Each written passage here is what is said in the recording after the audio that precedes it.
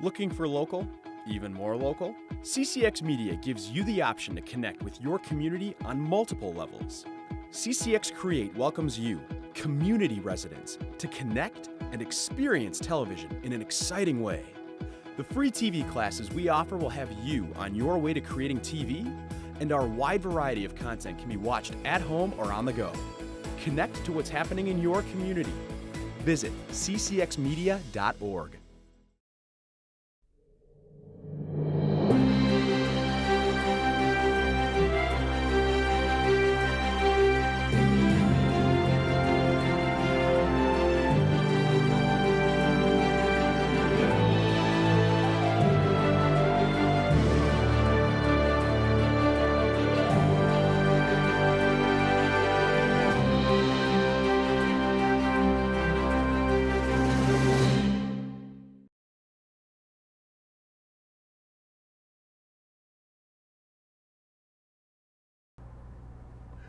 Welcome to another program in our series, Freethinking Forum.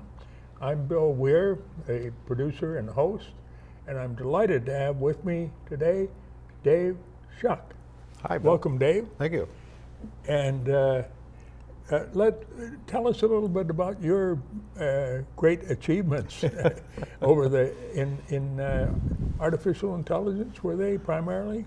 Well, it didn't start out with that. Oh, that's right. You told me you started out teaching physics here in Brooklyn Park. Yes, Brooklyn Center, but Brooklyn Center. Before that, I was one of the few people around still that had the opportunity to walk into a computer's memory.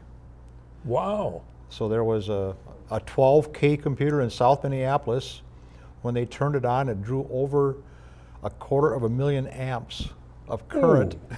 It had 12,000 vacuum tubes, and they found out about 500 vacuum tubes would burn out every time they turned it on.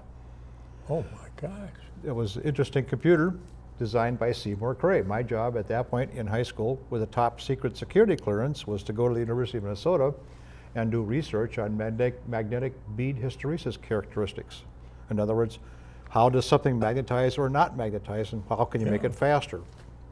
So I did basic research for Seymour Cray, and known in the for process, the Cray computer? Right, the same Cray that started the Cray computer, supercomputer company.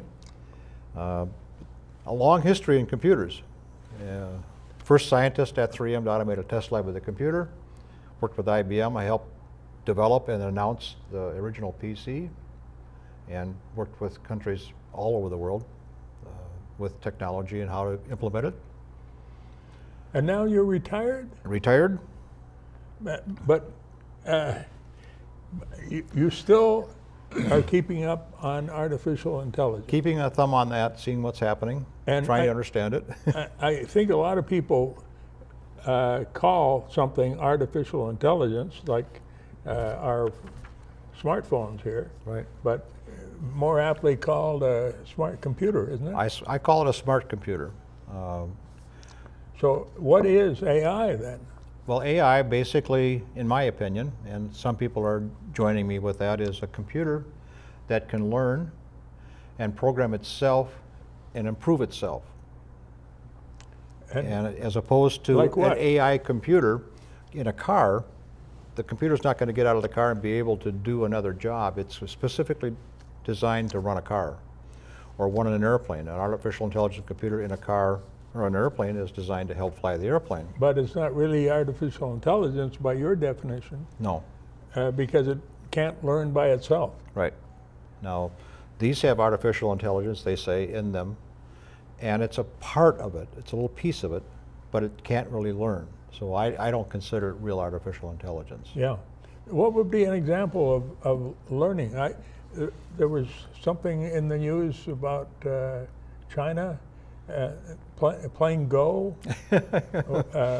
Was that artificial intelligence? That clearly was artificial intelligence. The computer that China, well, back up a step. China has a game called Go. It is considered to be like 100, maybe 200 times more difficult than chess. Mm-hmm.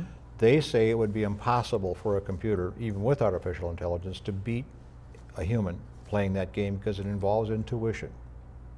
So we perceive that if you have a hunch on something, a computer can't have a hunch and play against their champion. So what Google did, and this was last spring, was to take a computer and they had it watch 1,000 games of Go. And I have this image in my mind of this computer with eyes looking down at this game. Yeah. I guess they did have it actually watch these humans playing the game of Go. And from that, the computer learned how to play Go. Then it took its knowledge of that game and they split the computer into two pieces. They had A versus B.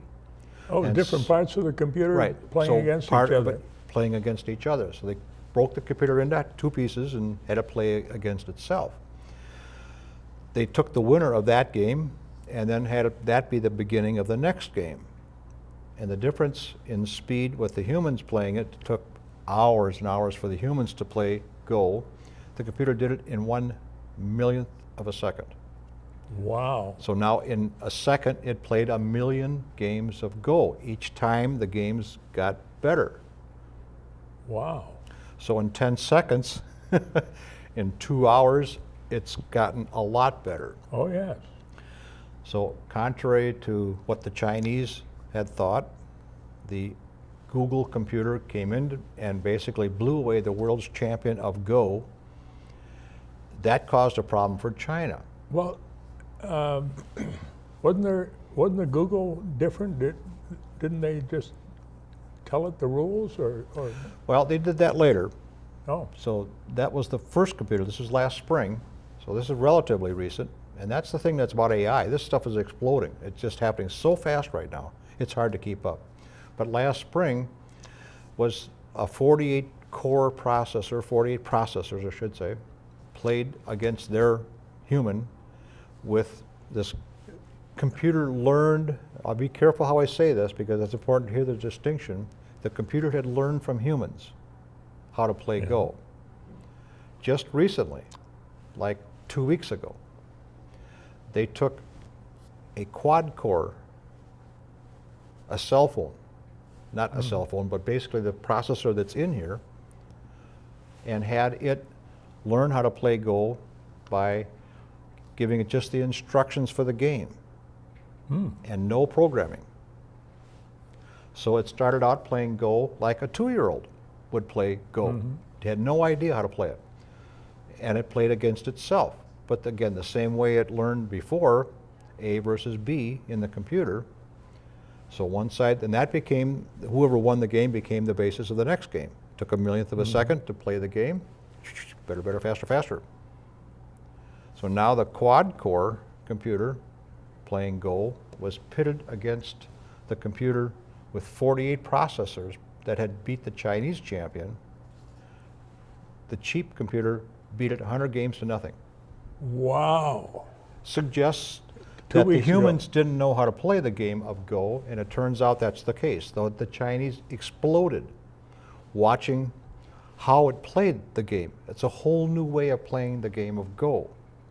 It again suggests that the computer had learned better than we had. Beyond what humans have Perfect. been able to Perfect. You hit it. do even after centuries of Yes. playing Go. Yes. It's a centuries-old game, and this 4-core processor came in and blew it away. Wow. So computers really are faster than the humans. Well, in many ways, they are. I go back to 1962 when I was doing basic research for Seymour Cray at the U. I'd go into the library, look up magnetic bead hysteresis in the catalog, and I'd go read the white papers, and if it was an interesting article, I'd photocopy it. I'd take the papers back maybe 3 a week. I've since that time, today, go to Google and type in magnetic bead hysteresis characteristics, and you get 3.2 million responses in 0.01 seconds. So you were in on the ground floor of that. Well, kind of. I was an early Google search engine. Only my 55 Buick or my 10-speed bike got me back and forth to the U, where the computers today have access to the internet, which is, of course, extremely fast. But there's a problem. What's that? The problem is that human knowledge is doubling every 12 months now. Wow. And we're going to see a video or a little bit of a presentation on that in a few minutes here, but human knowledge is doubling every 12 months. IBM has called the Internet of Things is going to double that, or reduce that time down to every 12 hours. Every 12 hours, our knowledge will double. We hold on to the refrigerator, it tells us our LDL. It says, you shouldn't have any milk, you shouldn't, it'll tell us that right into our face as we hold the refrigerator, as you're driving your car, changing lanes, your blood pressure's too high, calm down, it'll go through a meditation tape. It's called the Internet of Things. Everything around us will be surrounding us with the internet. There's no possible way, as the smartest person in this world, you can keep up with this knowledge. If you graduate with a degree in nuclear physics from the U today, Which you did. which I did, you'll be half of a physicist in 1 year. You need to go back, but you can't possibly keep up with it. For example, YouTube. There's 4 hours of YouTube video being put on every minute. How do you mean? New videos of YouTube. Oh, if you want to being learn, added if you want to at learn, various places in you the want to world. learn how to fix a refrigerator, you go on YouTube and it'll tell you how to fix a refrigerator. But there's 4 hours every minute being put on. By people all over the world, Right. Each contributing I just a talked. knowledge. I've had a bunch of optical problems. I talked to my ophthalmologist. He said, and I was explaining this to him, he agreed with me. He said there's no possible way he can keep up with what's happening in his field. So how do we keep up? We need a computer. Elon Musk has talked about a technology that you put on your head, and he's funding it $100 million into funding NeuroConnect. NeuroConnect. NeuroConnect. He wants to be able to connect directly to the internet. Now, Wow. it'd be interesting to see if you can absorb that kind of speed. Can you, in a millionth of a second, absorb 2.8 million No. responses? I don't think we possibly can, but he's also saying, and I hesitate to say this is Elon talking. This guy takes an automated barge out in the ocean and lands a rocket on it, all automated. I think he knows what he's talking about. This guy just, That's sensational. he's saying he wants to take himself, move himself up to the internet, so when he dies, he can come back in a robot. Wow. Now, that's interesting. Now, if he does do that, does he die? Does he have to pay his state taxes? Who balances his checkbook while he's gone? He's saying it's going to happen in the next 10 years, that he can His transfer brain will be transferable to a robot Right. when he dies. And maybe before he dies. So there'll be 10 Elon. I can't even imagine 10 of him. Have you concluded yet whether AI is bad or good? Well, here's an example. People have said that a computer cannot compose things. A computer could not paint a painting. It can't. We have human creativity in us. Yeah. A computer can't do that. So I don't know if you recognize.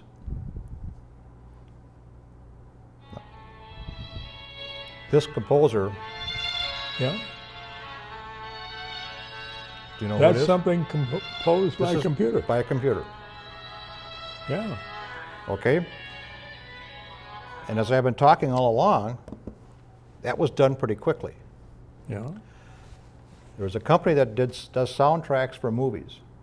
They had 30 composers composing music for soundtracks. They wanted to automate the process. They got a computer to listen.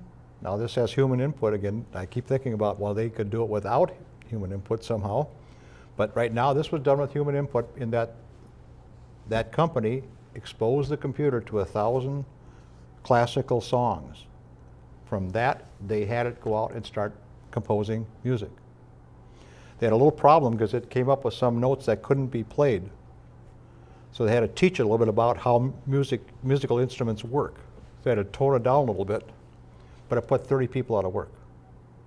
Wow. One One computer. to compose music Music. for the movie industry. Right. So now once that company does it, because of competitive pressure, all music has to be composed eventually. Same thing in the Well- the composition. Right now, they say 25% of the information on the internet is composed by computers. It's not human So- input. It's done by computers. So there's some bad. Artificial intelligence can take many jobs.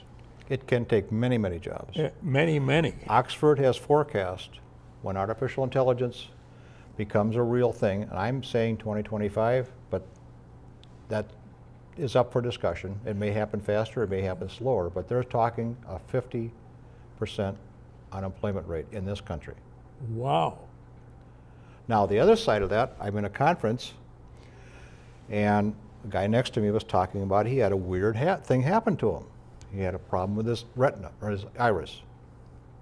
He went to the University of Minnesota on the 6th floor. I've been there many times. I've had a number of problems with my eyes. And they took pictures of his eye, they examined his eye, and sent him home with the instructions of take 2 aspirin, go home and don't call us in the morning. Basically, don't bother us anymore. In the meantime, they sent the pictures of his eye to Doc Watson at the Sloan Kettering Institute. Doc Watson was the computer that beat Ken Jennings at Jeopardy! Yeah. It was an artificial intelligence computer that learned how to play Jeopardy! Now it's doing medical diagnostic and information for, for the medical industry. It took a half a second to look at the pictures of his eye. I'd love to have heard the phone call, because the computer called to you, to people that have egos that are pretty wide, and said, by the way, you have a problem with your patient. 91% he has an acute angle, whatever it was, and he needs to have immediate treatment with 2 laser holes drilled in his iris, a 61% chance of, you have to have this test done if they think that's the problem, and a 41% chance. So they came back with 3 diagnostic problems. One of them was a 90-some% chance that he had a real problem with his eye. They looked at the pictures again. They were right. The computer was right. They were wrong. Italy has come up with a program that can diagnose a person's PET scan of your brain. If they think that you have Alzheimer's, it turns out you have to have an autopsy done to find out if you've got it. Well, by that, that's a little late. Well, yeah. The doctors that's really a can't little- do it. I don't want to wait for an autopsy to find out whether I'm coming down with Alzheimer's. Well, the Italians have come up with an artificial intelligence program with an 84% accuracy rate that can diagnose from the same pictures the doctor's looking at, PET scans, and say you've got Alzheimer's or you don't. If you've got it, it's still a problem. There's not a cure.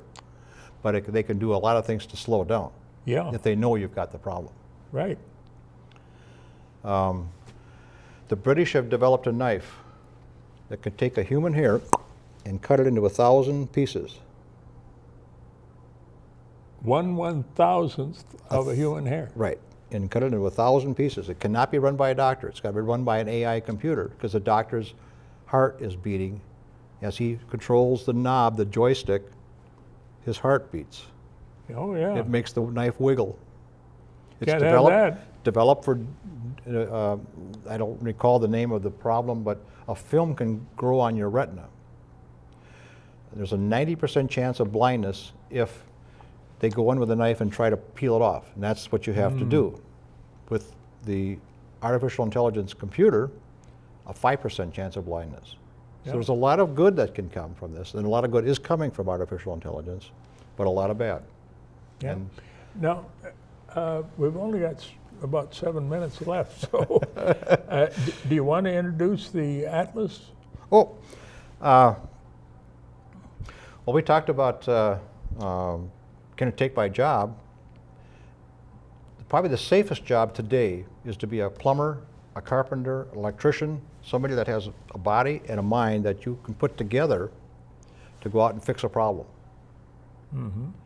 If we look at just artificial intelligence flying an airplane and a full artificial intelligence computer doing that, for example, the military has today an F-22 that has an automated pilot in it. Yeah. that can far exceed a plane's performance with a human in it. There's a lot of advantages for them, but for us, it's going to be slower to duplicate our body. To take and stand on one toe is really hard for a robot to do. But Yeah. there's an Atlas robot that's developed by Boston Dynamics. It's a Japanese-owned company now. Yeah. The Japanese have a huge problem, and they're trying to help resolve that with, they have a 8% labor shortage in their factories. They need robots for their factories. And So- also for elder care. And for elder care. Yeah. A huge problem in that. But So let's take a look at the Atlas video, and that'll show you where we're at with development of the functions of a robot. okay.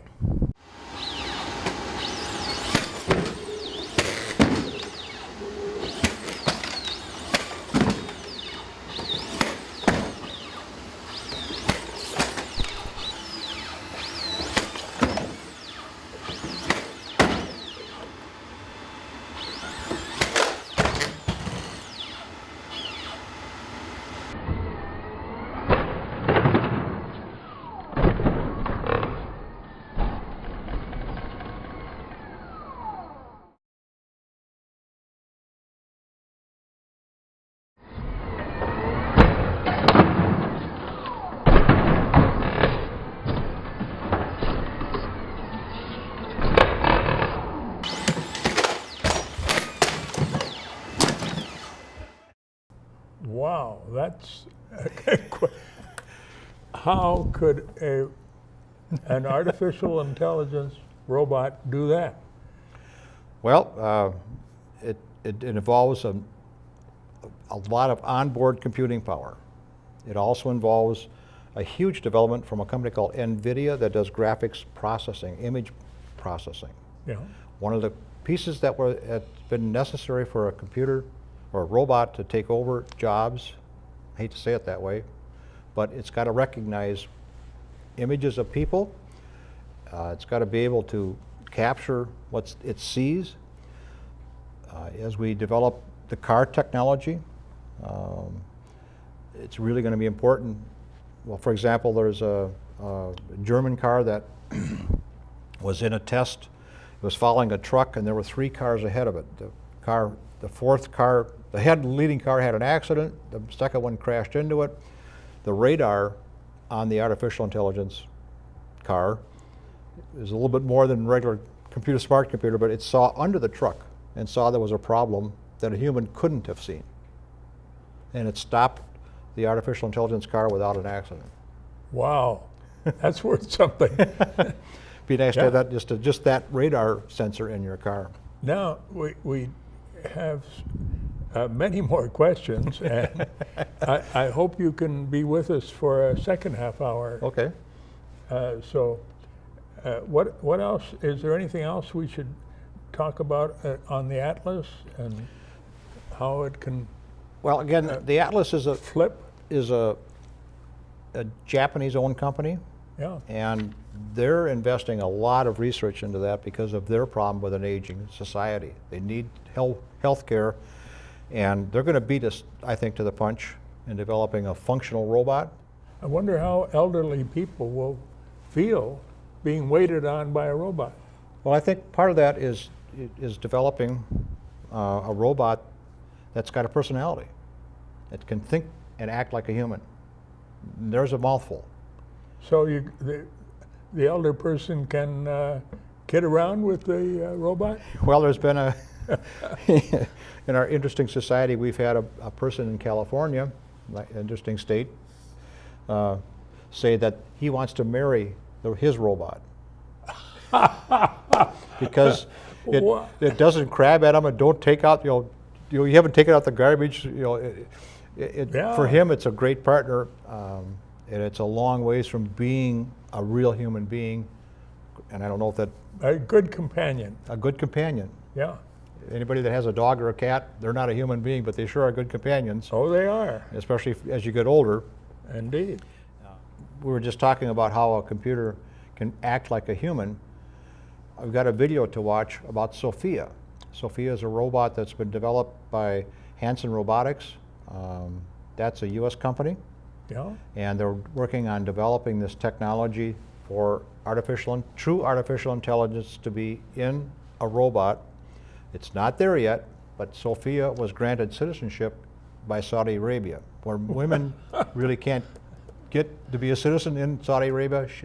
I said she. It's not a she, it's a robot.